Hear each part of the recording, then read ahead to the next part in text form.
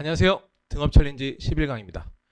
여러분, 제가 오늘 준비한 강의 제목은 잘못 본 혹은 잘못 외운 2차 방정식 문제 필승 해결법이 되겠습니다. 여러분, 이거 중학교 3학년 때도 많이 봤던 유형의 문제일 겁니다. 근데 고등학교 1학년 때도 가끔 근각계세 관계로 엮여져서 나오는 경우가 있기 때문에 우리가 이거에 대한 기준을 좀 명확하게 하자라고 하는 취지로 이 강의를 준비를 한번 해봤습니다.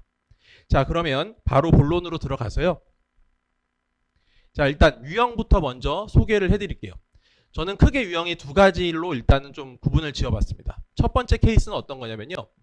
개수를 잘못 본 케이스가 있습니다. 어떤 우리가 이제 2차 방정식이 주어졌을 때 개수를 뭘 좀 잘못 본 거예요. 왜 잘못 본지는 모르겠지만 아무튼 그렇게 잘못 본 경우들이 또 문제에서는 많이 나옵니다. 자, 두 번째 케이스는 또 어떤 경우냐면은 근해 공식을 외워야 되는데 근해 공식을 좀 잘못 외워가지고 오답이 나오는 경우예요. 그랬을 때 그 오답을 통해서 정확하게 정답을 추론하는 그런 문제가 되겠습니다. 자, 그러면 그 중에 첫 번째 해당되는 우리가 개수를 잘못 본 경우부터 한번 소개를 해드릴 건데요. 여러분, 일단은 여기에 ax 제곱 더하기 bx 더하기 c는 0이라는 2차 방정식이 있고요. a 값은 당연히 0이 아니겠죠. 여러분, 이거의 두근을 제가 알파랑 베타라고 이야기를 하고 먼저 근각계세 관계부터 한번 써보겠습니다.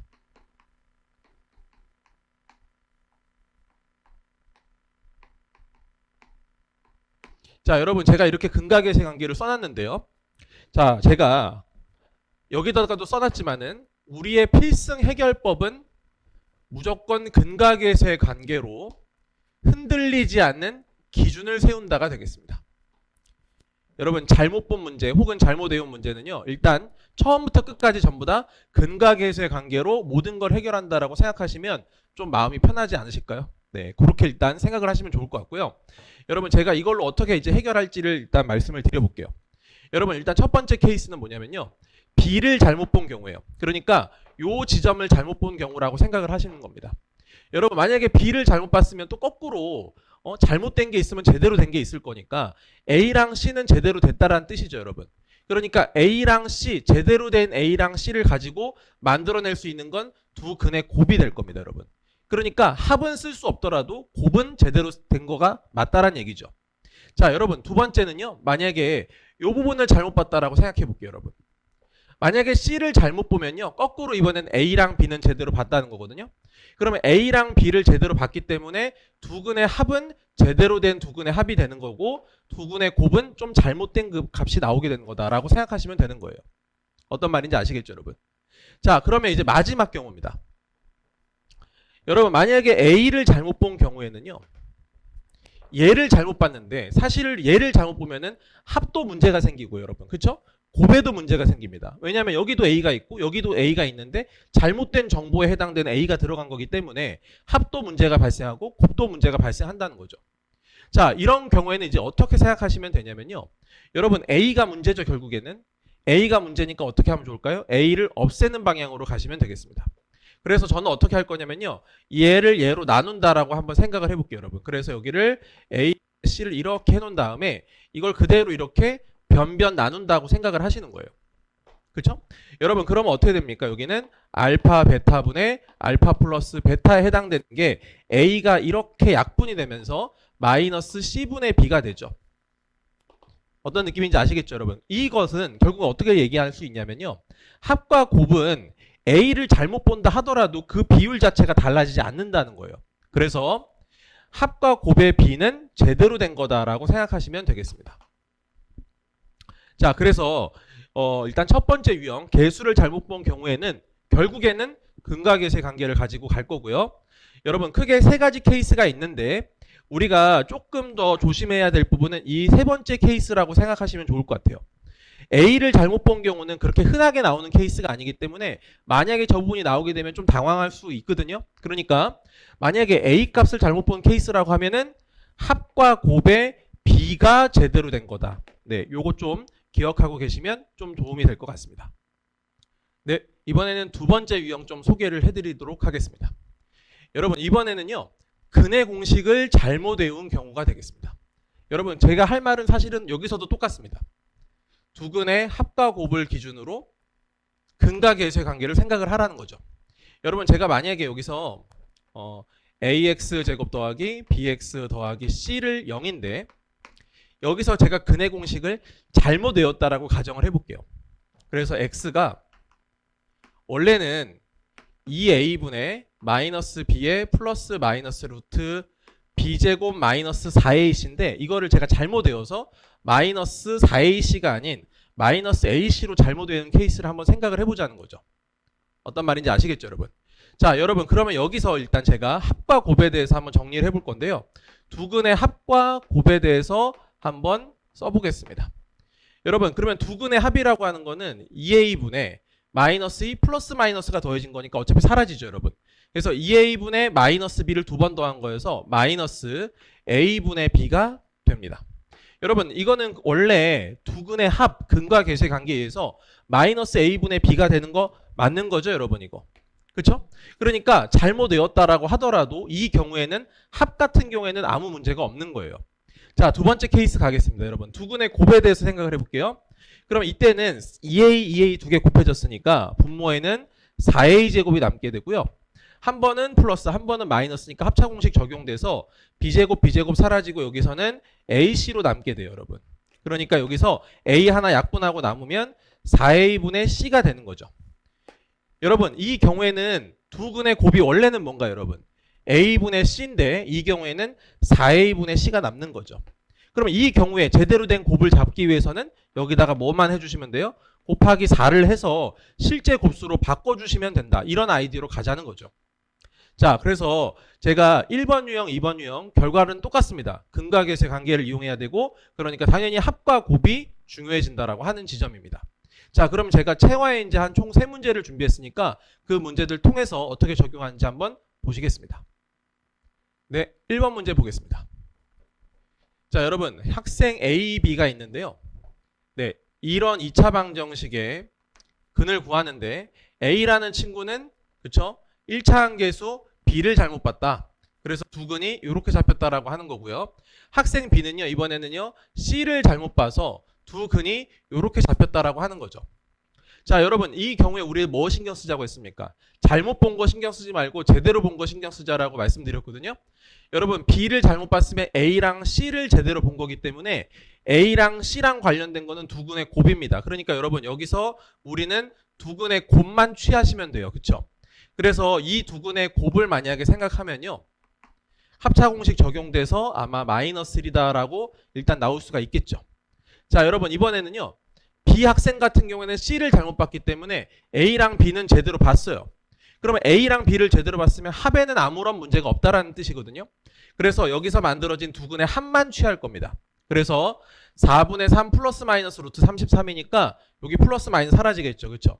그래서 4분의 3 두 번 더해져서 합은 2분의 3이다가 되겠습니다. 자, 여러분 그러면 제대로 된 두 근의 합과 곱에 대해서 정보를 알았기 때문에 그럼 우리는 여기서 원래 2차 방정식의 두 근을 알파랑 베타라고 했기 때문에 여기 알파 플러스 베타가 2분의 3인 거다. 그리고 알파 베타는 마이너스 1인 거다가 될 거고요. 그렇죠? 그래서 결국 구하는 건요. 이 값을 구하는 겁니다. 그러면 4 곱하기 요거는 이거 변형 공식 집어넣으시면 될 거니까 요거 제곱 4분의 9에서 마이너스 4 알파 베타 하셔야 되죠. 그래서 플러스 4가 될 거고요. 요렇게 계산하시면 요게 곱하고 곱해져서 정리하시면 될 거니까 9 플러스 16이어서 이 답은 25, 1번이 될 거다라고 하시면 되겠습니다. 네, 체화인제 2번입니다. 여러분 이번에는요.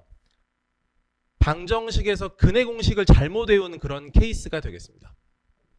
자, 딱 봐도 근해 공식을 지금 잘못 외운 상태가 되죠. 자, 그랬을 때 한 근을 1 플러스 i로 지금 나왔다. 그랬을 때 제대로 된 두 근을 알파랑 베타라고 하고요. 알파가 베타보다 큰 상태입니다. 그랬을 때 베타를 알파로 나눈 요 이제 값을 한번 구해보자라고 하는 것이죠. 자, 여러분 그러면 저기 있는 잘못 외운 근해 공식을요. 다시 한번 써볼게요. 자, 이렇게 발생해서 지금 한 근이 1 플러스 i로 잡혔기 때문에 나머지 한 근은 1 마이너스 i로 이렇게 지금 나온 상태가 되겠죠. 여러분 이런 경우에도 무조건 기준은 두 근의 합과 곱에 초점을 맞추시고 근과 계수의 관계로 엮어서 생각을 하시는 겁니다. 자, 여러분 여기서 만들어지는 두 근의 합과 곱을 한번 다시 써볼게요. 여러분 여기서 만들어지는 두근의 합은요. 여기 플러스 마이너스 사라지기 때문에 a분의 b만 두 번 더해지거든요. 그래서 a분의 2b가 될 거고요. 그게 이거 두 개를 더한 것과 같기 때문에 2가 될 거다라고 생각하시면 됩니다. 여러분 근데 보시면 아시겠지만요. 이거는 두근의 합 공식이 아니에요. 그쵸? 두근의 합은 마이너스 a분의 b가 되기 때문에 마이너스 a분의 b로 가기 위해서는 이 값을 마이너스 2로 나누는 과정이 필요하겠죠. 그래서 똑같이 마이너스 2로 나눠서 얘가 마이너스 1이 되는 거고 요 값이 제대로 된 두근의 합인 거다라고 생각하시면 되겠습니다. 자, 여러분 이번에는 곱에 대해서 생각을 해볼게요. 그럼 이걸 똑같은 걸 두 개를 곱했으니까 a 곱해져서 분모는 a제곱인 상태가 될 거고요. 자, 여기도 합차 공식 적용되면 b제곱 같이 사라지고 마이너스 ac로 이렇게 잡히게 돼요.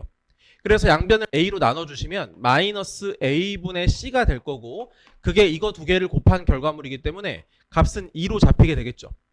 여러분 마찬가지죠. 얘는 두근의 곱 공식이 아니에요. 두근의 곱은요 a분의 c가 되는 거고 a분의 c로 가기 위해서 양변에 마이너스를 붙여야 되는 그런 상황인 거죠. 그래서 제대로 된 두근의 곱은 마이너스 2인 거다라고 생각하시면 되는 겁니다. 여러분 그러면 제대로 된 두근의 합과 제대로 된 두근의 곱을 이렇게 지금 잡았기 때문에 제대로 된 방정식을 한번 생각을 해볼게요. 그럼 어떻게 생겼을 거냐면요. x제곱에 두근의 합이 마이너스 1이어서 플러스 x가 되고 두근의 곱이 이거니까 마이너스 2는 0이어서요. 두근이 알파랑 베타로 이렇게 지금 잡혀있는 상태라고 생각하시면 되겠죠. 자 그러면 이거는 충분히 인수분해가 또 잘 되는 애 아닙니까? 그러면 x 플러스 2에 x 마이너스 1이 되고요. 상대적으로 큰 거를 알파라고 했기 때문에 알파 가체가 1인 거고요. 여기서 나오는 베타가 마이너스인 거다. 그러니까 베타를 알파로 나눈 거니까 답은 마이너스 2가 되겠다라고 보시면 되겠습니다. 네, 3번입니다.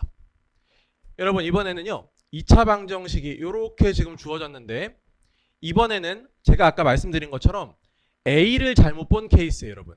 그랬을 때 두근이 마이너스 3과 1로 잡혔다. 그리고 상수 C를 잘못 봤을 때는 이렇게 나오더라라고 하는 거죠. 자 여러분 그러면 일단 A를 잘못 본 건 좀 나중에 생각해 보시고요. 여기 상수 C를 잘못 본 경우에는 이 값을 잘못 본 거기 때문에 A와 B는 제대로 본 겁니다. 그렇죠? 그러니까 두근의 합은 아무 문제가 없는 거고요. 여기서 만들어지는 두근의 합을 차용해서 쓰겠다는 거죠.